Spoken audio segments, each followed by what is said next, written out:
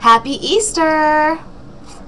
This is Shannon, and I'm back to sum up my last two videos that ended up cutting off, and that's what I get for not looking over my work. I just talk, press end or send, and I'm done with it. But come to find out, they both got cut off at the end. So basically, the first video that I was talking about my Sunday, and which was last Sunday, and church, and visiting my grandmother, and also this great show I had seen on the History Channel about the Shroud of Turin, which is apparently the cloth that was laid over Jesus Christ's body after he was crucified. And what I was saying when the video cut off, I was saying that I was getting unconsciously emotional when I saw the fabric, because what's really interesting, and if you want to look up the show, it's probably on YouTube, on the History Channel, Shroud of Turin. That's probably basically all you have to type in to look it up if you wanted to. And it gave research and findings and scientific evidence of everything that they are saying. They're backing up with all of this fact, which is great. That's how my mind works. It needs to be there for me to really believe it. So pretty much what my heart obviously just, identified with and really felt for was when I saw the cloth that is not painted. The image on it is not painted. It's not burned. It's not etched. There's no way. The scientists found that there's no way that this is any type of artwork. They can't find any medium to how this image is on this cloth.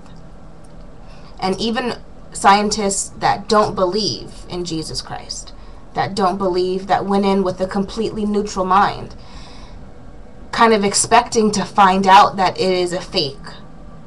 These scientists are baffled because they're not sure how the image got there. It's literally of his face, his whole body, in the way that he was laid, with his hands crossed, his feet were crossed, and there's blood stains on the fabric. And it's just really touching that you could see every single wound on his body.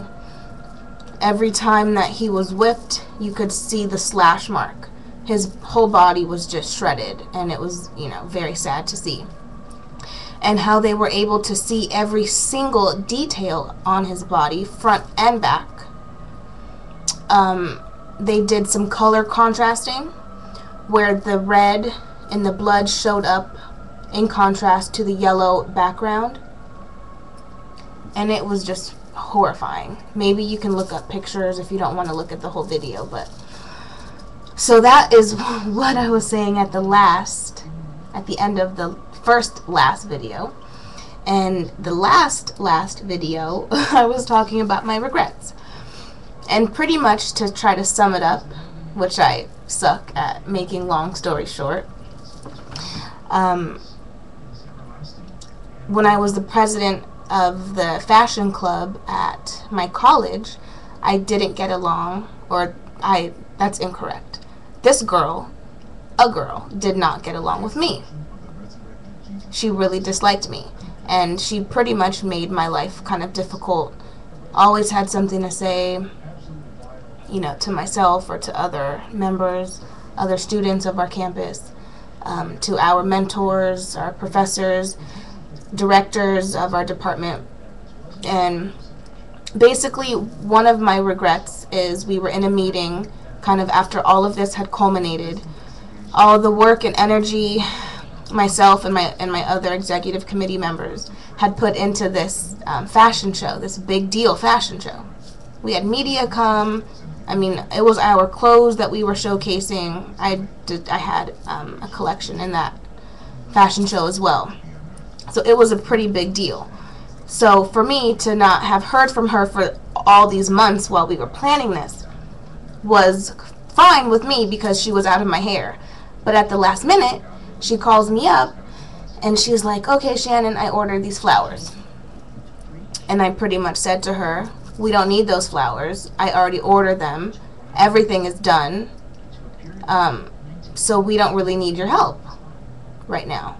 So in this meeting, she ends up bringing up, and she's made it so much more dramatized than it was. Shannon was so rude to me, and she said no one needed my help or whatever it was. She made it so much worse than that. And what I regret is, in that moment, I think I was so shocked and I could not believe that she was really going there. So out of the box. She was so out of, how do you say, out of pocket? And I think I was just so shocked that I wasn't able to say what I was thinking, which doesn't really happen often.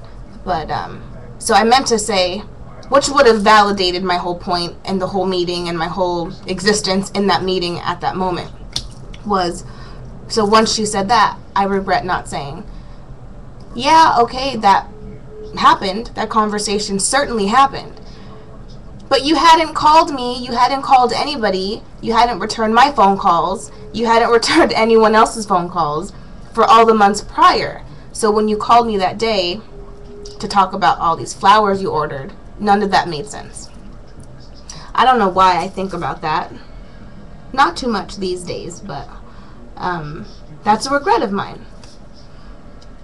I don't know what kind of difference that would have made in my life, but counts. And what else? I've always wanted to write a book. I've always wanted to write a book, but I never knew what it would be about. And I called up my cousin a couple months ago, Lisa Nichols. She was one of the authors of the book The Secret. And I figured, of all people in the world to call, she would be the one. So I call her and say, hey, I think I made the decision. I think that I want to write a book about my life. I've been writing in my journal for over 10 years now. And, what are the steps to do so? And she goes, we talked for a little while before this, and she goes, well, I can tell that you're serious about it. I'm actually having a seminar at the end of April, a 2-day seminar.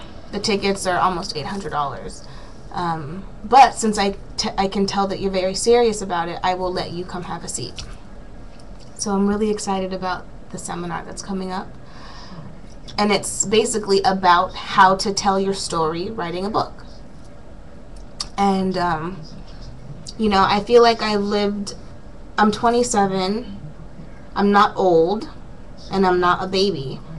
But I feel like for the life I have lived, let me say that better. I've lived a lot of life. And I've documented things, the whole way. Mainly, just life experiences, some crazy life experiences with boyfriends, with family, with just my deepest internal thoughts, how my mind works pretty much. But mostly my spiritual journey is all on paper. And I've talked about how I talk to my angels, and I've had conversations with God. All of that's documented, and in such an interesting way. And I think that that's what my book will be about. It'll be about me, not really anybody else in my life. They'll be in it because they matter, and they're part of it, but I'm not really going to go into details about anyone else's life, or it's just mainly telling my life story. And basically, I feel like, there's just been situations over and over and over in my life where I feel like, and my strength and my love for God has not always been as strong as it is now. But I've always known that, whoa, that crazy thing just happened to me. if one person could have seen my life before and after that, they would have to believe in God. There's no other way. And I'm 27. Since I was 15, I think I was writing in my journal. So imagine, over and over and over stories that are just confirming that there is a God. And I'm lucky to tell my story. So, okay, I'm gonna shut this down. I think I'll come back for another video. Okay, later.